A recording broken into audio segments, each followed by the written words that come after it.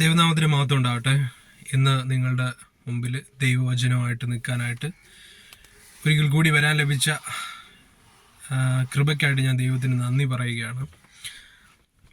എനിക്ക് പനിയുണ്ടായിരുന്നു, അതുകൊണ്ട് സൗണ്ടിൻ്റെ ടോണിന് ചെറിയൊരു വ്യത്യാസമുണ്ട്. അത് വേറെ ഒന്നുമല്ല, പനിയുള്ളതുകൊണ്ടാണ്. വീഡിയോയുടെ പ്രശ്നങ്ങളോ ഓഡിയോയുടെ പ്രശ്നങ്ങളൊന്നുമല്ല. എൻ്റെ ലിസണേഴ്സിന് അത് മനസ്സിലാവും. ഓക്കെ, ഇന്ന് നിങ്ങളോട് പറയാൻ ആഗ്രഹിക്കുന്നത്, പത്രോസിനെ കർത്താവ് സാത്താനെ എന്ന് വിളിക്കുന്നുണ്ടല്ലേ. അപ്പോൾ ആ ഒരു പോർഷനിൽ ഞാൻ വായിക്കുമ്പോൾ അതിനകത്ത് യേശു സാത്താൻ്റെ ഒരു ക്യാരക്ടർ അതിനകത്ത് പറയുന്നുണ്ട്. നീ എൻ്റേതല്ല, മനുഷ്യർക്കുള്ളതത്രേ കരുതുന്നതെന്ന്. അപ്പം ഞാൻ ഈ ദിവസങ്ങളിൽ ഞാൻ മെഡിറ്റേറ്റ് ചെയ്യുന്ന ഒരു കാര്യമാണ്, ആരാണ് സാത്താൻ, സാത്താൻ ആരാണ് എന്നതിനെക്കുറിച്ച് വ്യക്തമായ ബോധ്യം ഓരോ വിശ്വാസിക്കും ഉണ്ടാവേണ്ടത് അത്യാവശ്യമാണ്. സാത്താൻ ആരാണ്, എന്തൊക്കെയാണ് അവൻ്റെ സ്വഭാവങ്ങൾ, എന്തൊക്കെയാണ് അവൻ്റെ ട്രെയ്റ്റ്സ് എന്ന് നമ്മൾ മനസ്സിലാക്കേണ്ടത് അത്യാവശ്യമാണ്. ആരാണ് സാത്താൻ, അവൻ്റെ ക്യാരക്ടർ എന്താണ്.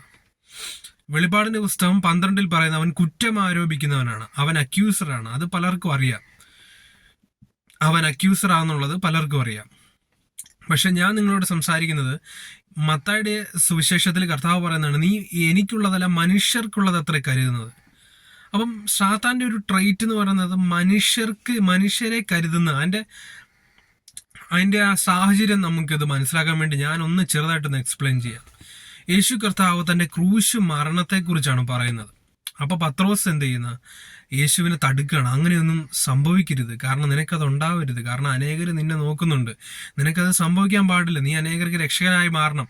അപ്പോൾ ആ മാനുഷികമായ താല്പര്യം എന്ത് ചെയ്യുന്നു, പത്രോസ് എടുത്തു കാണിക്കുമ്പോഴാണ് യേശു കർത്താവ് അവിടെ സാത്താനെ എന്ന് പത്രോസിനെ വിളിക്കുന്നത്.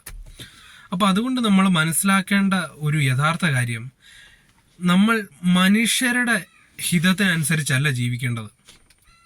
മനുഷ്യരെ കൺസേൺ ചെയ്യുന്ന, അതിനർത്ഥം മനുഷ്യരെ വെറുക്കണമെന്നോ സേവിക്കരുതെന്നോ സ്നേഹിക്കരുതെന്നോ അങ്ങനെയൊന്നുമല്ല. അത് വേറൊരു തലമാണ്. ദൈവം നമ്മളെ അവരെ സ്നേഹിക്കണം, കരുതണം എന്നൊക്കെയാണ് പറയുന്നത്. പക്ഷേ മനുഷ്യരുടെ ഇൻട്രസ്റ്റ് അനുസരിച്ച് അവരെ പ്രീതിപ്പെടുത്താൻ, മനുഷ്യരെ പ്രസാദിപ്പിക്കാൻ, അതാണ് ഞാനിവിടെ പറയുന്നത്. മനുഷ്യരെ പ്രസാദിപ്പിക്കാൻ, അവരെ പ്രീതിപ്പെടുത്തിക്കൊണ്ട് ഒരു ജീവിതം മുമ്പോട്ട് നയിക്കാൻ ഒരു ക്രിസ്തു വിശ്വാസിക്ക് സാധിക്കില്ല.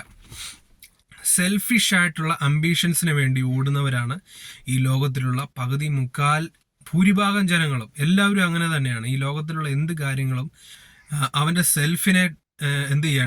സെൽഫിനെ വളർത്താനും ആ സെൽഫിനൊരു തൃപ്തി കണ്ടെത്താനും വേണ്ടിയിട്ടാണ് ഈ ലോകത്തിലെ കണ്ടുപിടുത്തങ്ങളെല്ലാം സംഭവിച്ചിരിക്കുന്നത്. എനിക്ക് വേണം, എനിക്കിതാവണം, എനിക്കിങ്ങനെ ആവണം, അങ്ങനെ സെൽഫിനെ.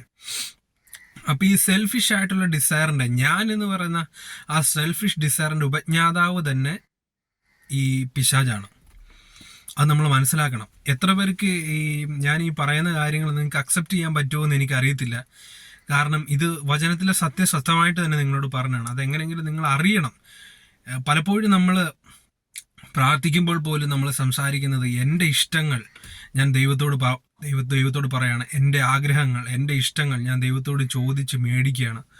എനിക്കിത് വേണം, എനിക്കത് വേണം. അപ്പോൾ ദൈവം ഒരു ജീനിയെ പോലെ എൻ്റെ ഇഷ്ടങ്ങളും ആഗ്രഹങ്ങളും എനിക്ക് നടത്തി തരുന്ന ഒരാളെ പോലെ ദൈവം മാറുന്നു. യേശു കർത്താവ് എങ്ങനെയാണ് നമ്മളെ ജീവിക്കാനായിട്ട് പഠിപ്പിച്ചിരിക്കുന്നത് എന്ന് നാം മനസ്സിലാക്കിയിരിക്കേണ്ടത് അത്യാവശ്യമാണ്. കാരണം ഇങ്ങനെ പത്രോസിനെ വിളിച്ചതിന് ശേഷമാണ് കർത്താവ് പറയുന്നത്, ഒരുത്തൻ എൻ്റെ പുറകെ വരുവാൻ ഇച്ഛിച്ചാൽ അവൻ സ്വന്തം ക്രൂശ് എടുത്ത് എന്നെ അനുഗമിക്കട്ടെ എന്ന്. ഒരുവൻ എൻ്റെ പുറകെ വരുവാൻ ഇച്ഛിച്ചാൽ അവൻ സ്വന്തം ക്രൂശ് എടുത്ത് എന്നെ അനുഗമിക്കട്ടെ എന്ന്. അപ്പോൾ അതിൻ്റെ അർത്ഥം എന്താണ്? തന്നെത്താൻ ത്യജിച്ച് തൻ്റെ ക്രൂശ് എടുത്ത് അവൻ എന്നെ അനുഗമിക്കണമെന്ന്. ഇത് തന്നെയാണ് കർത്താവ് ചെയ്തത്. കാരണം കർത്താവ് പറഞ്ഞു, കർത്താവെ കഴിയുമെങ്കിൽ ഈ പാനപാത്രം എന്നിൽ നിന്ന് നീങ്ങിപ്പോകട്ടെ, പക്ഷെ എൻ്റെ ഹിതമല്ല, അങ്ങയുടെ ഹിതം എൻ്റെ ജീവിതത്തിൽ നടക്കട്ടെ. അങ്ങനെ സംഭവിച്ചപ്പോൾ ആ പാനപാത്രം നീങ്ങിപ്പോയില്ലത്തില്ല, ദൈവത്തിൻ്റെ ഹിതമായ ക്രൂശീകരണം അവിടെ സംഭവിച്ചു. ഇതാണ് ക്രൂശിൻ്റെ വഴി എന്ന് പറയുന്നത്. The way of the cross, the holy way. അത് ക്രൂശിൻ്റെ വഴി എന്ന് വെച്ച് കഴിഞ്ഞാൽ, ഞാൻ എന്ന് പറഞ്ഞാൽ തന്നെത്താൻ ത്യജിക്കുക എന്ന് വെച്ച് കഴിഞ്ഞാൽ എൻ്റെ ആഗ്രഹങ്ങൾ, എൻ്റെ ഇഷ്ടങ്ങൾ, എൻ്റെ സെൽഫിഷ് ഡിസയേഴ്സ് എല്ലാം ഇല്ലാതായി, പകരം ദൈവഹിതമായിട്ടുള്ളത് എൻ്റെ ജീവിതത്തിൽ നടക്കുന്നതാണ് ക്രൂശിൻ്റെ വഴി, തന്നെത്താൻ ത്യജിക്കുക എന്ന് പറയുന്നത്. അങ്ങനെ പോകുന്ന ഒരാൾക്ക് മാത്രമേ യേശുവിനെ അനുഗമിക്കാനും സ്വർഗരാജ്യത്തിലെത്താനും സാധിക്കത്തുള്ളൂ. ഞാനെന്ന് പറയുന്നത് ഇല്ലാതാവണം, പകരം ക്രിസ്തുവാണ് എന്നിൽ.